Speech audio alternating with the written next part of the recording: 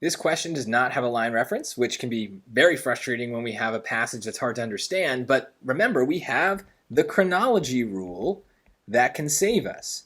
And so if I have no line reference to number 36, I'm looking at numbers 35 and 37, and I'm saying, well, where do they want me to read? Because the answer to 36 is probably in between these two.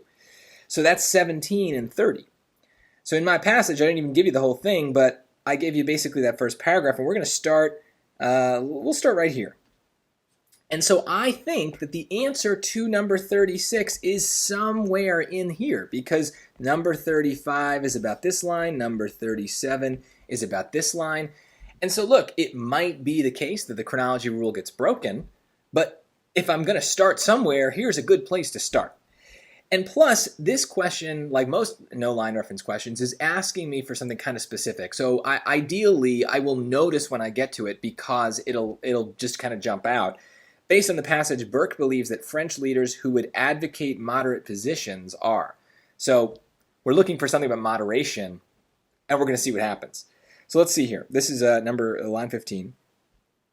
They will become flatterers instead of legislators, the instruments, not the guides of the people. If any of them should happen to propose a scheme of liberty, soberly limited, that's moderation, and defined with proper qualifications, right? Moderation is doing something in a limited way. So this is a good analog here. He will be immediately outbid by his competitors, who will produce something more splendidly popular. Suspicions will be raised of his fidelity to his cause.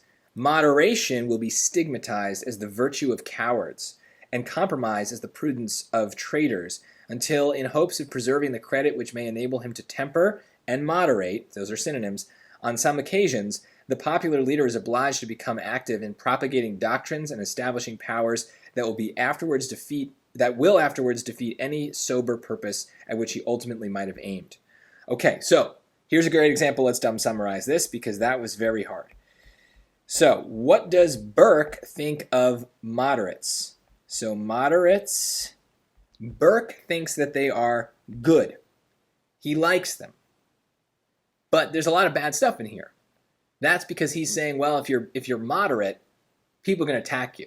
And the popular leaders, he's saying that in a bad way. It's not good to be popular, according to Burke. Then they're going to attack you for being moderate, right? Let's kind of look over here. Again, if some of them should happen to propose a scheme of liberty, liberty's good. Soberly limited. Being sober means being kind of reserved in this case, not about drinking and alcohol. And defined with proper is good, qualifications. He will be immediately outbid by his competitors, who will produce something more splendidly popular. Now, I know those are kind of positive words, but outbid is the one to focus on. They're going to outbid him. They're going to go after him.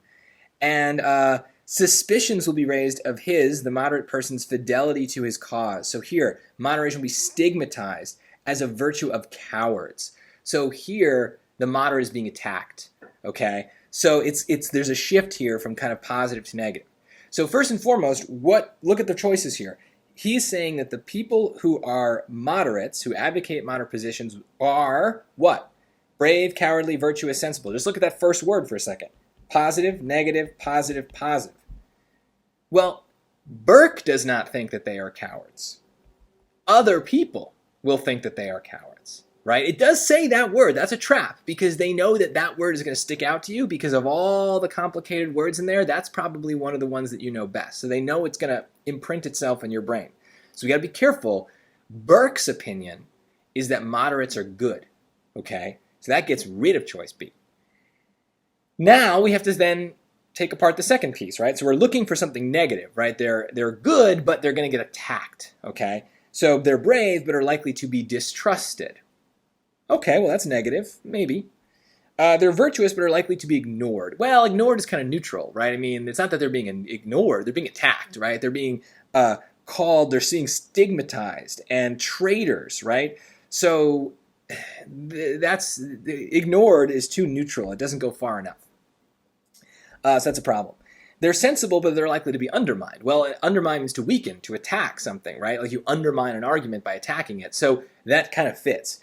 Now, I don't think that is obviously the answer, and A is kind of close too. So now I would have to do this thing where I get down to two choices and start really comparing them and thinking about them, right? So dumb summaries can do a lot of good. And sometimes they do all the good that they need and we get down to the one right answer and we're done. But the best thing about a dumb summary is that if it doesn't do the job to completion, we can always have a smart summary, get a little bit more interested in what they're saying and analyze it a little bit more deeply and hopefully then realize what the right answer is. So A and D are very similar answer choices here, but I'm looking now at that word distrusted or undermined, and I'm trying to think, what's a better fit? Well, they're not being called liars, right? To distrust someone is that they're a liar, they're someone, you think they're a liar at least, right?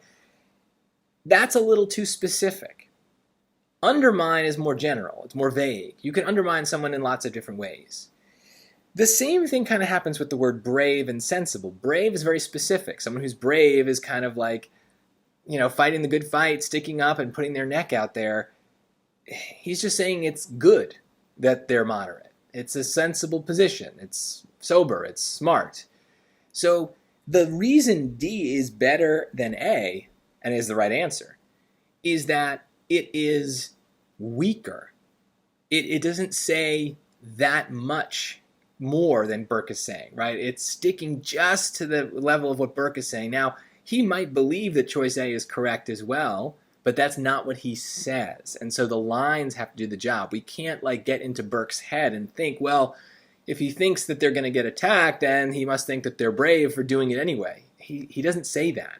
We have to stick to the lines. He thinks it's good that they have moderate positions, but they're going to get attacked, undermined for those moderate positions. That's it. So that is hard to notice, but that's why we do this thing where we eliminate the really bad answers, and then when we do get down to two, we know that there must be one correct answer that's provable. So we rely on that confidence to help us sort through and say, well, then what must be the difference?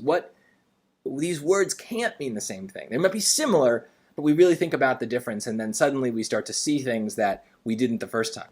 And that's good. Peel it layer by layer, and eventually you'll get down to the right answer.